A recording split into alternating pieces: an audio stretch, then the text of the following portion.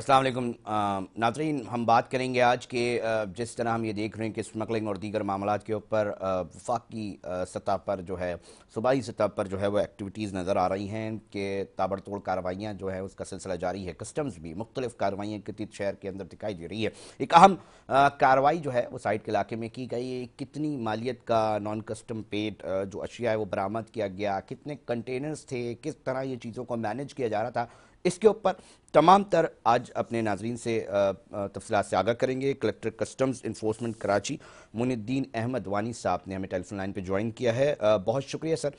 थोड़ा सा हमें बताइएगा, हमारे नाजरीन को बताइएगा कि कितनी बड़ी मालियत का ये जो मामला है वो पकड़ा गया है और किस तरह ये चीज़ें मैनेज की जा रही थी। थोड़ा सा इस हवाले से आगाह कीजिएगा। बहुत शुक्रिया अली रजा साहब। ये जो हम लोगों ने अभी लेटेस्ट कार्रवाई की है, इसमें इनका जो तरीक़ेकार था वो ये था कि ये ग्रीन चैनल में अमूमन चीज़ों को डिक्लेयर करते थे। और ग्रीन चैनल में अमूमन ये होता है कि जो चीज़ों की फिज़िकल चेकिंग नहीं होती, और उसमें उन्होंने मिस डिक्लेरेशन किया, एक लो ड्यूटी आइटम को डिक्लेयर किया, और उसकी आड़ में ये एक हाई ड्यूटी आइटम जो कि अमरीकी बादाम था वो उन्होंने निकालने की कोशिश की। तो इसमें ये इन्होंने तकरीबन 2 जीडीज फाइल की जिसके अंदर तकरीबन 21 कंटेनर थे। तो उसको जब हम लोगों ने इत्ला मिलने पर और शक की बुनियाद पर जब बाहर रोका तो उसमें बहुत बड़ी तादाद में एक मिस डिक्लेरेशन थी, जिसमें हम लोगों ने इन कंटेनर्स को रोका, और जब इसको देखा तो उसमें ये अमरीकी बादाम निकले, जिसकी तकरीबन मालियत जो है 900 मिलियन के करीब है। और इसमें ये तकरीबन 21 कंटेनर के अंदर ये माल जो है वो पाकिस्तान के अंदर इन्होंने लाने की कोशिश की।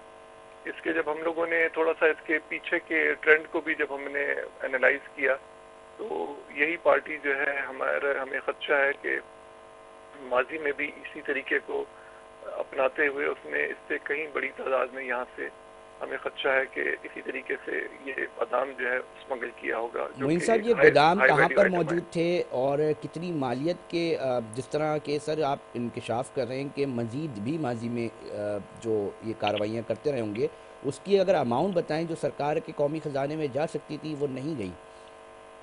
अली रजा साहब, मुझे थोड़ी सी आपकी आवाज़ एकदम जरा मोइनुद्दीन साहब, कौन से ये गोदाम किस जगह पर मौजूद थे, कितने गोदाम हैं, आपकी फोरकास्ट क्या है कि कितनी तादाद में इस वक्त इस तरह के जो काम हैं वो चल रहे होंगे जिसके ऊपर मजीद कार्रवाइयाँ मुतवक्के है? थोड़ा सा हमारे नाजरीन ये भी जानना चाहेंगे।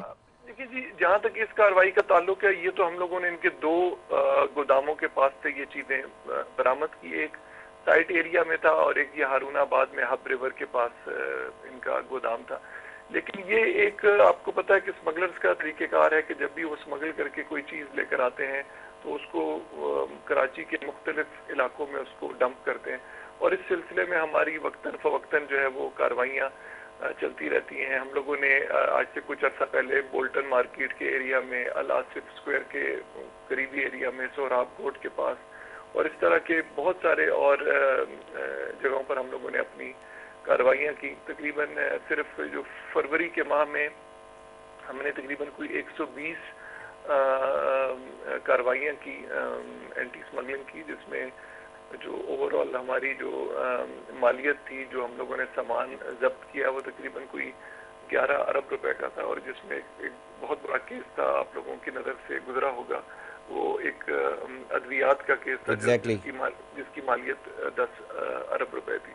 तो ये एक बहरहाल एक मुस्तकिल एक जदोजहद है, इंसदादे स्मगलिंग की जदोजहद है जो कि कराची इन्फोर्समेंट कलेक्ट्रेट इसमें ज़ोर शोर से। मोइनुद्दीन साहब, निगरां हुकूमत के दौर से हम ये देख रहे हैं कि इसके ऊपर थोड़ा सा सख्तियाँ ज़्यादा देखी गई। अगर हम आपसे जानना चाहें कि कितने फ़ीसद आप समझते हैं कि जनाब इतने फ़ीसद कम से कम चीज़ें रुकी है, चीज़ें बेहतरी की तरफ आई हैं और मज़ीद लाई जा सकती हैं, इस हवाले से कोई स्टैट्स आप हमारे नाज़रीन से शेयर कर सकें तो प्लीज़।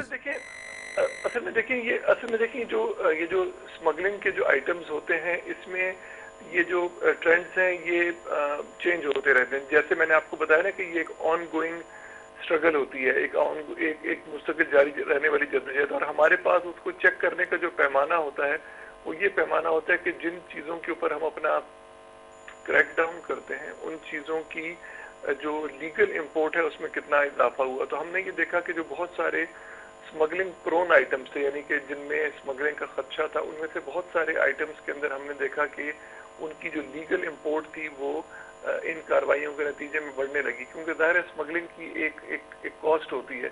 جب ہم لوگ ان کی وہ کاسٹ ان کے لیے بڑھا دیتے ہیں اور مشکل بنا دیتے ہیں, تو ان کے پاس اس کے سوا کوئی اور چارہ نہیں ہوتا کہ وہ ان چیزوں کو پھر لیگلی امپورٹ کریں. تو ہم لوگوں نے یہ دیکھا کہ بہت ساری چیزوں کے اندر 30 سے 40% لیگل امپورٹ میں اضافہ ہوا. لیکن جیسے مطلب میں نے پہلے بھی کہا کہ یہ ایک مستقل جاری رہنے والی جدوجہد ہے. کہیں پر اسمگلرز ہمیں آؤٹ اسمارٹ کرنے کی کوشش کرتے ہیں اور کہیں پر ہم ان کو کوشش کرتے ہیں کہ ان کی یہ جو کارروائیاں ہیں ان کو ہم ناکام بنائیں.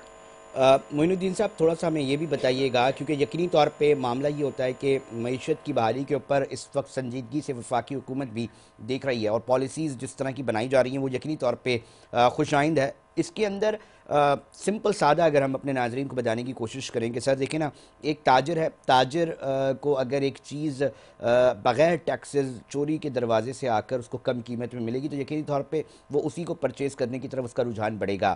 اب معاملہ یہ ہے سر کہ ایک طرف وہ تاجر ہیں جو تمام ٹیکس دے کر چیزیں کر رہے ہوتے ہیں, دوسری طرف سے یہ ناکسز اور یہ گروپس ہیں جو کہ اسمگلنگ کر کے لا رہے ہوتے ہیں. معیشت پہ سر اس کا بہت برا اثر پڑ رہا ہے.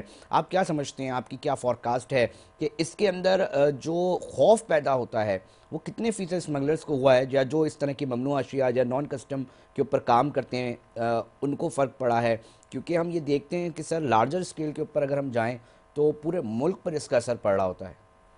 نہیں, میں نے جس طرح سے آپ کو ایکسپلین کیا نا کہ یہ جب بھی ہم لوگ ان ایفرٹس میں ہمیں کچھ کامیابی ملتی ہے تو اس کا براہ راست اثر جو ہے وہ معیشت کے اوپر پڑتا ہے, کیونکہ لوگ پھر اس کو کیونکہ مارکیٹ میں اس چیز کی ان آئٹمس کی ڈیمانڈ تو موجود ہوتی ہے, ان اشیاء کی ڈیمانڈ موجود ہوتی ہے.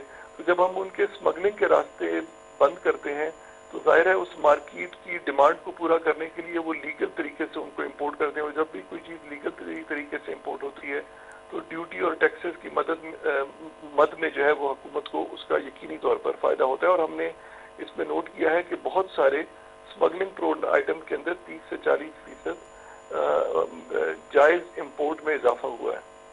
معین الدین صاحب ایک اور سوال, کیونکہ یہ بڑا امپورٹنٹ سوال ہے اور میں اس پہ اپنے پروگرام معین الدین صاحب بہت تواتر کے ساتھ کرتا ہوں کہ جناب ہم اگر معیشت کو اپنی بہتر کر لیں تو بہت سارے ملکی سطح کے جو مسائل ہیں وہ ہم حل کر سکتے ہیں. تاجر تجارت کر سکیں گے بہتر انداز میں تو یقینی طور پہ اچھے نتائج ملکی سطح پر پڑ سکیں گے. ایک اہم اور ایک معاملہ یہ سامنے آ رہا ہوتا ہے سر کہ جس طرح ہم یہ دیکھتے ہیں کہ جی آپ کسٹمز کی ریٹس بڑھ رہی ہوتی ہیں, کسٹمز کی جو نفری ہے اس کے اوپر اکثر و بیشتر یہ بات کی جاتی ہے کہ جناب اس کو گراؤنڈز پہ پولیس اور رینجرز کی سپورٹ چاہیے ہوتی ہے. کیا پرابلمز آتی ہیں ریٹس کے اندر؟ ہم چاہیں گے کہ یہ بھی ریکارڈ کا حصہ بنے اور ناظرین تک پہنچ سکیں کہ کس طرح جو ریٹس ہوتی ہیں اس کے اندر رکاوٹیں کیا آتی ہیں, کیونکہ لیٹسٹ ہمارے پاس اطلاع ہے کہ الاصف کے پاس بھی ایک ریٹ ہوئی تھی جس کے اوپر فائرنگ ہو گئی تھی اور اس کے بعد منتشر ہونا پڑا تھا. تو کہاں لیکنگ ہوتی ہے, کیا کالی بھیڑیں اداروں کے اندر موجود ہوتی ہے دیگر, اس حوالے سے بھی ہمیں پلیز آگاہ کریں. اصل میں دیکھیے بنیادی طور پہ تو مشکلات ہوتی ہیں وہ یہی ہوتی ہے جس کا آپ نے ذکر کیا کہ لوگوں کی طرف سے ہمیں مزاحمت کا سامنا کرنا پڑتا ہے. وہ مزاحمت لوگوں کے شور و غوغا سے لے کر پتھراؤ سے لے کر فائرنگ تک بھی بات پہنچتی ہے. لیکن یہاں پر میں یہ بات بہت اطمینان سے کہوں گا کہ ہمیں اس سلسلے میں ہماری جو باقی لا انفورسمنٹ ایجنسیز ہیں ان کا بھرپور تعاون رہتا ہے, جس میں پاکستان رینجرز ہے, جس میں پاکستان پولیس ہے اور باقی ہمارے جو بہت سارے محکمے ہیں ان کا ہمیں بہت سپورٹ ہوتی ہے, اور جس کے نتیجے میں ہماری مطلب الحمدللہ ابھی تک جتنے بھی ہم لوگوں نے اس طرح کی کارروائیاں اور ریڈز کی ہیں اس میں کوئی ناخوشگوار واقعہ پیش نہیں آیا. لیکن یقیناً مزاحمت ہوتی ہے اور وہ ہم اداروں کی مدد سے ان کے اوپر قابو بھی پا لیتے ہیں۔ بہت شکریہ۔ معین الدین وانی صاحب تھے، کلیکٹر کسٹم انفورسمنٹ کراچی، مکمل صورتحال سے آگاہ کر رہے تھے۔ ناظرین، وقت ہوا ایک بریک کا، بریک پر جا رہے مگر ساتھ جڑے رہیے، ارمغان سے جڑے کچھ اہم معاملات کے اوپر،